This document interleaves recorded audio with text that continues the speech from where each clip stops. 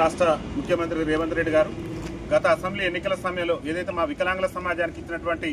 6,000 pension హామీ కానివ్వండి, అదేవిధంగా ఆర్టీసీలో ఉచిత ప్రయాణ హామీ కానివ్వండి, రాష్ట్రంలో వికలాంగుల అట్రాసిటీ చట్టం అమలు కానివ్వండి, వికలాంగుల సంక్షేమ శాఖను ప్రత్యేక శాఖగా గుర్తిస్తామన్నటువంటి హామీలు కానివ్వండి, రాష్ట్రంలో వికలాంగుల బ్యాక్లాగ్ ఉద్యోగాలను భర్తీ చేస్తామన్నటువంటి